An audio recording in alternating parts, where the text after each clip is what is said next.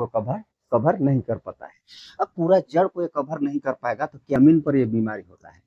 अब जमीन पर होता है तो क्या करता है, ऊपर से ये नहीं मारता है, ये अटैक करता है जड़ से, यहाँ से अटैक करेगा। और आप जो ड्रिंचिंग किए हैं यहाँ तक हुआ है, और ये अटैक धीरे धीरे जा करके यहाँ पर ये इसको ब्लॉक कर देगा। अब पौधा आपका मुरझाना और मरना यहाँ से चालू हो जाएगा। आप समझ लीजिएगा, यहाँ से आपका ये मरना चालू हो जाएगा। तो आपको क्या करना है, अगर नमस्कार किसान भाइयों, आपका टमाटर का पौधा अगर मुरझा रहा है, आपका टमाटर का पौधा अगर मर रहा है, पीला होकर के झड़ करके मर रहा है, तो इस रोग को आप जानते हैं कौन सा रोग है।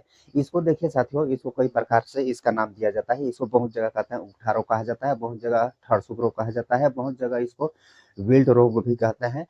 एरिया वाइज क्या है, आपको नाम कई प्रकार का आपको मिलेगा, लेकिन क्या है जो मैं आपको बताना चाहता हूँ, ये विल्ट होता है।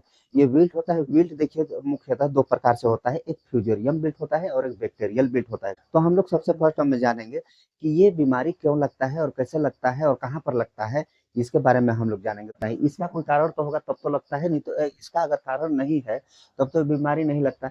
ये बीमारी इसलिए लगता है साथियों, देखिए आपको मैं बता दूं, आप बार बार अगर आप एक ही फसल लगाए हैं, मान के चलिए आप आलू लगा रहे हैं, आप बार बार लगा रहे हैं आलू आलू, फर्स्ट साल भी आप आलू लगाए, सेकंड साल भी आलू लगाए, थर्ड साल भी आलू लगा, फोर्थ साल भी आप आलू लगा रहे हैं, या तो फिर आप फर्स्ट साल आलू लगाए, फिर आप टमाटर लगाए, फिर लगाए आप बैगन लगाए, फिर लगाए आप मिर्ची लगाए। इस प्रकार से अगर आप ये सब खेती भी करते हैं तो भी से आप वही वही फसल अगर बार बार करते हैं तो इसमें क्या है, ये वाला बीमारी लगता ही लगता है। जैसे कि आलू के बाद टमाटर, टमाटर के बाद बैगन, या तो फिर बैगन के बाद टमाटर, टमाटर के बाद मिर्ची, मिर्ची के बाद टमाटर, या तो फिर आलू के बाद टमाटर, टमाटर के बाद आलू।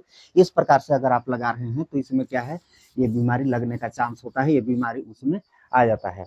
आपको क्या है, आपको फसल चक्र को तो बदलना है, लेकिन क्या है ये सब जिसमें विल्ट लगता है वो वाला आप फसल मत लगाइए। जिस फसल पर विल्ट नहीं लगता है वो फसल लगाइए। मान के चलिए आप इस बार टमाटर लगाए हैं, तो इस बार टमाटर लगाए हैं तो उसी में आप बैगन मत लगाइए, आप उसी में क्या है आलू मत लगाइए, आप उसी में क्या है मिर्ची मत लगाइए। जिस जिस जिस फसल पर विल्ट लगता है, जिस फसल जो फसल क्या है कि मुरझा करके मरता है, उठा रोग हो गया या तो फिर ठरसुक रोग हो गया, जिसको कहते हैं कई कई नाम है, एरिया वाइज कई नाम होंगे, कमेंट करके बताइएगा भी आपके एरिया में इसका क्या नाम कहते हैं। तो क्या है, आप इस प्रकार से अगर आप लगाएंगे तो इसमें क्या है विल्ट लगेगा। आप वो वाला फसल लगाइए, जैसे टमाटर के बाद आप मक्का लगा सकते हैं, मक्का लगा सकते हैं, ज्वार लगा सकते हैं, ज्वार बाजरा कहते हैं, ये लगा सकते हैं, या तो फिर आप कोई कोदो कुटकी धान वगैरह भी लगा सकते हैं जिसमें विल्ट रोग नहीं लगता हो, वो वाला आप फसल इसमें लगा सकते हैं। तो उसमें क्या है, फसल चक्र उसमें बदलता है। आपको मैं ये भी क्लियर कर दूं, जैसे कि इस बार आप टमाटर लगाए हैं और आप बोलेंगे कि इसमें मैं जो विल्ट नहीं लगता है वो वाला फसल मैं इसमें लगाऊंगा, ठीक है। आप वो वाला फसल लगाए, फिर एक साल वो वाला फसल लगा दिए, उसके सेकंड साल बाद फिर उसमें आप टमाटर लगा दिए, या तो फिर आलू लगा दिए, या तो फिर आप उसमें और भी इस प्रकार का विल्ट लगने वाला कोई भी फसल लगाते हैं, तो आप ये समझ लीजिए कि उसमें आपका फसल चक्र नहीं बदला। एक साल में क्या है, एक वर्ष में या तो फिर एक सीजन में ये नहीं बदलता है, कम से कम उसको 2 साल 3 साल इस प्रकार से आपको उसको लगाना पड़ेगा। जैसे कि इस बार टमाटर लगाए, टमाटर के बाद उसमें और एक साल लगाइए, और एक साल लगाइए, फिर तीसरा साल आप लगाएंगे तो उसमें कुछ कम होगा। और नहीं करते हैं, फसल चक्र नहीं बदलते हैं तो उसमें कम नहीं होगा। जिस प्लाट पर, जिस खेत पर सबसे ज्यादा इस प्रकार का बीमारी अगर देखने के लिए मिल रहा है, तो आप वहां पर क्या है कि लगातार 3 से 4 साल उसको छोड़ दीजिए, वहां पर विल्ट न लगने वाला वहां पर कोई फसल लगाइए, तो उसमें आपका जो प्लाट है, आपका जो खेत है, वो आपका परिवर्तन हो सकता है। और ये क्या है कि ये जमीन में रहने वाला ये कि जीवाणु बैक्टीरिया जो है जमीन में रहने वाला है, ये फंगस जो है जमीन में रहने वाला है। एक आपको मैं बता दूं, फ्यूजेरियम बिल्ट होता है। फ्यूजेरियम बिल्ट क्या है, फंगस के कारण होता है, और बैक्टीरियल बिल्ट होता है, ये बैक्टीरिया के कारण होता है, जीवाणु के कारण होता है। तो ये क्या है कि एक एक खेत पर यानी कि एक प्लाट पर ये कईयों साल तक रख सकता है। इसमें क्या है कि इसका कोई वो नहीं है कि आप या तो फिर हम उसको कोई कैलकुलेट कर पाएंगे। एक बार उसमें अगर चला गया तो ये कईयों साल तक ये रह जाता है। इसलिए क्या है, आप उसमें 3 साल 4 साल क्या है कि कोई दूसरा फसल लगाइए जिसमें बिल्ट न लगता हो। तो पहला हो गया ये क्या है, फसल चक्र को बदलना। और दूसरा आपका एक ट्रीटमेंट आता है, जब आप उसमें लगाते हैं कोई भी खेत पर कोई भी प्लाट पर आप लगाते हैं, उसमें आप ये काम कीजिएगा, उसमें आपको गहरी जोताई आपको कराना है। गहरी जोताई गहरी जोताई आपको कराना है। गहरी जोताई कराने के बाद आपको कम से कम नहीं तो 20 से 30 दिन 20 से 30 दिन उसको आपको छोड़ देना है। 20 से 30 दिन आप उसको छोड़ दीजिए। अब और ये गहरी जोताई आपको कब कराना चाहिए? ये आपको गहरी जोताई ठंडी में या तो फिर गर्मी में आपको कराना चाहिए। गर्मी में या तो फिर ठंडे में कराएंगे तो उस टाइम पर क्या है, ज़्यादा पानी आने का संभावना नहीं रहता है, तो पानी ज़्यादा नहीं आएगा। अगर पानी ज़्यादा आ जाएगा तो क्या है, आप गहरी जोताई कराए रहेंगे तो क्या है, उसको बैठा देगा। और गर्मी और ठंडा में अगर कराएंगे तो इसमें क्या है, ज़्यादा पानी का संभावना नहीं रहता है, इसलिए क्या है, ये नहीं आपका जोताई हुआ होगा उसको नहीं बैठाएगा। इसलिए आप इसको गहरी जोताई कम से कम 20 से 30 दिन पहले आप उसको गहरी जोताई उसको आप करा लीजिए। अब गहरी जोताई कराने के बाद आप उसको तीसरा काम, खेत की आपका आप जब तैयारी कर रहे हैं, खेत की तैयारी आप करेंगे, खेत की तैयारी करेंगे, उसमें आपको कुछ उसमें आपको दवाई डालना है। अब वो दवाई देखिए, सुडोमोनास फ्लोरोसेंस ये आता है, एक बायो फंगिसाइड है। आप इसको क्या है, आप खेत की तैयारी जब करते रहेंगे, इसको आपको क्या करना है, आप उसमें तो डालेंगे, रासायनिक खाद डालेंगे या तो फिर गोबर की खाद डालेंगे, गोबर खाद या तो फिर रासायनिक खाद, ये सब आप डालबे करेंगे, नहीं डालेंगे की बात नहीं है। ये इसके साथ में आप उसको मिला दीजिए, जो बायो फंगिसाइड मैं आपको बताया, बायो फंगिसाइड आप इसको उसके साथ मिला दीजिए। अब उसको मिला करके आप मिलाएंगे, उसके बाद में मिला करके जब उसको आपके खेत पर, आपके प्लाट पर जब उसमें डालेंगे, उस टाइम पर इसको मिला करके, और प्लस इसमें एक चीज और डालना है, नीम का जो केक आता है, नीम केक, गोबर की खाद, रासायनिक खाद और बायो फंगिसाइड और नीम केक, ये चारों को आपको एक साथ मिला करके आप जब उसमें खाद वगैरह डालेंगे तब इसको आपको डालना है। तो ये 3 प्रकार से आप इसको आप बचा सकते हैं फसल चक्र से। तो ये हो गया आपका खेत की तैयारी तक। अब खेत की तैयारी उसके बाद उसमें आप रोपाई करेंगे, कोई भी चीज का रोपाई करेंगे, जैसे टमाटर का हो गया, बैगन का हो गया, मिर्ची का हो गया, आलू का हो गया, चाहे जिस भी चीज का हो गया, आप उसमें रोपाई करेंगे। कि आप नर्सरी अपने आप नर्सरी लगाए हैं या तो फिर नर्सरी आप बाहर से खरीद करके लाते हैं, तो ये नर्सरी को क्या करना है साथियों, जैसे कि आप बगल पर वीडियो पर देख रहे हैं, इस प्रकार से आपको क्या है, उसको कोई भी फंगिसाइड हो, जैसे कि कार्बेंडाजिम हो गया, थायोफेनेट मेथिल हो गया, या तो फिर सीओसी हो गया, कोई भी फंगिसाइड के साथ में आप उस घोल बना करके नर्सरी को आप वहां पर कम से कम 20 से 25 मिनट तक आप उसको भिगो करके, आप उसको डुबो करके आप उसको रख दीजिए।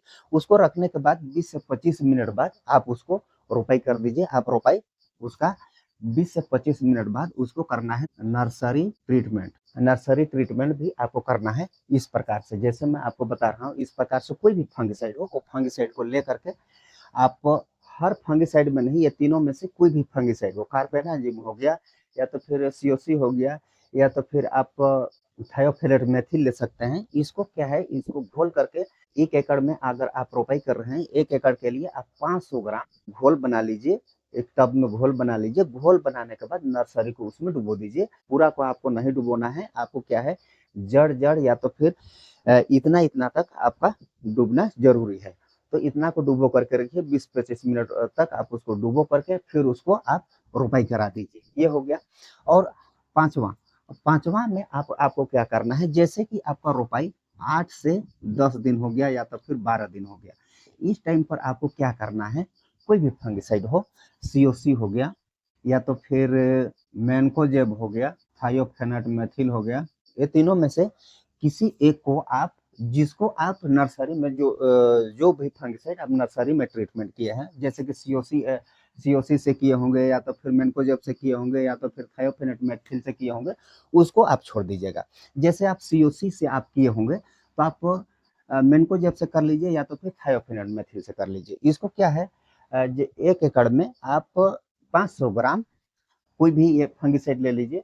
इसके साथ में आपको एक प्लांटोमाइसिन आपको लेना जरूरी है। ये क्या है, बैक्टीरिसाइड है, ये प्लांटोमाइसिन। ये दोनों को क्या है, आपको मिला करके आपको क्या करना है, आपको ड्रिंचिंग करना है, आपको ड्रिंचिंग कर देना है 8 से 10 दिन या तो फिर 12 दिन में आप इसको ड्रिंचिंग कर देंगे तो क्या है। और ड्रिंचिंग आपको इस प्रकार से आपको करना है, जैसे कि वहां पर ये मान के चलिए, ये आपका पौधा है, ठीक है, ये आपका पौधा है, ये आपका जड़ है, तो आप ड्रिंचिंग यहाँ पर करेंगे तो ऐसा ड्रिंचिंग कीजिए कि आपको अनुमान हो, जैसे कि आप अपने आप में अनुमान कीजिएगा कि ये इसका जड़ पूरा भीग जा रहा है, ऐसा आपको वहां पर ड्रेंचिंग करना है। तो अगर इस प्रकार से अगर आप ड्रेंचिंग करते हैं तो क्या है, आपको मैं पहले भी वीडियो पर बता चुका हूँ, वास्तव में क्या है, विल्ट के लिए ये दवा तो नहीं है, लेकिन विल्ट को खत्म भी कर देता है। अगर आप शुरू से सही से हर चीज अगर आप इसका सावधानी बरते हैं तो मैं कहता हूँ कि 100 तो मैं नहीं कहूंगा, 100% तो मैं नहीं कहूंगा, लेकिन 90% आपका ये सक्सेस होगा, ये आपका काम कर जाएगा अगर आप इस प्रकार से करते हैं। और इसको मेरे को बार बार बताने का ये उद्देश्य है कि आप इसको सीखिए, आप इसको सीखिए, आप इसको समझिए। इस प्रकार से अगर करते हैं तो आपको ये देखने के लिए मिलेगा। अब इसमें कोई कोई व्यूअर लोग कहते हैं कि नहीं नहीं कर पाता है काम, नहीं करता है काम। देखिए, आप शुरू शुरू से नहीं करेंगे, आपका मान के चलिए, आपका एक उदाहरण के लिए मैं आपको बताता हूँ, बहुत व्यूअर लोग का ये कहना है कि काम नहीं करता है, तो काम कैसे करेगा, काम नहीं करेगा। ये बीमारी क्या है, आपको कब देखने के लिए मिलता है, 60 दिन बाद। 60 दिन बाद आपको देखने के लिए मिलेगा, कम से कम 2 महीना बाद देखने के लिए मिलेगा। जब आप पौधा का रोपाई किए हैं, जब उसको रोपाई किए, उसका तुरंत बाद आपको ये सब बीमारी क्या है देखने के लिए नहीं मिलता है। 60 दिन बाद आपको देखने के लिए मिलेगा। तब आप वहां पर कोई भी किसी से पूछेंगे, आप वीडियो पर देखेंगे या तो फिर किसी से पूछेंगे, तब तक आपका 80 से 90 दिन हो गया होगा। आपका जो पौधा है 80 से 90 दिन हो गया होगा। अब 80 से 90 दिन हो गया होगा तो ये आपका पौधा है क्या है, बहुत बड़ा हो गया होगा। ये आपका पौधा बहुत बड़ा हो गया होगा और इसका जड़ इतना फैल गया होगा कि मत कहिए, बहुत लंबा लंबा। अब यहाँ पर कोई भी चीज का आप ड्रेंचिंग करते हैं तो पूरा जड़ को कवर कवर नहीं कर पाता है। अब पूरा जड़ को ये कवर नहीं कर पाएगा तो क्या है, आपका में फंगस नहीं रुकेगा। फंगस नहीं रुकेगा ना, तो बैक्टीरिया आपका में नहीं रुकेगा। और ये बीमारी देखिए, ये जमीन पर होता है, जमीन पर ये बीमारी होता है। अब जमीन पर होता है तो क्या करता है, ऊपर से ये नहीं मारता है, ये अटैक करता है जड़ से, यहाँ से अटैक करेगा। और आप जो ड्रेंचिंग किए हैं यहाँ तक हुआ है, और ये अटैक यहाँ से करेगा, यहाँ से अटैक करेगा तो क्या है, आसानी से धीरे धीरे जा करके यहाँ पर ये इसको ब्लॉक कर देगा। अब पौधा आपका मुरझाना और मरना यहाँ से चालू हो जाएगा, आप समझ लीजिएगा, यहाँ से आपका ये मरना चालू हो जाएगा। तो आपको क्या करना है, अगर आपका पौधा पूरा जड़ को अगर मान के चलिए आपका दवा पूरा जड़ को अगर कवर किया है, तो यहाँ पर से ये जमीन में जो बैक्टीरिया है या तो फिर जो फंगस है, यहाँ से क्या है, ये रुक जाता, अंदर नहीं जाता। लेकिन क्या है, ये पूरा को ये कंट्रोल, इसीलिए क्या है, ये पूरा को कंट्रोल नहीं कर पा रहा है। तो आपका क्या है, 70 दिन 80 दिन हो गया, 90 दिन हो गया, तो उस टाइम पर अगर आप कोई भी दवा का ड्रिंचिंग करते हैं तो उसमें आपका दवा कम से कम 20 से 30% ही काम करेगा, करेगा तो, और नहीं करेगा तो नहीं भी करेगा। अगर आप शुरुआती से करते हैं तो मैं कह रहा हूँ कि 90% आपका ये दवा काम कर जाएगा। लेकिन आपको शुरुआत से ही करना है, जैसे कि अब वीडियो पर अगर शुरू में जो बताया हूँ उसी प्रकार से अगर आप करते हैं तो इस प्रकार से आप क्या है, इसको आप बचा सकते हैं।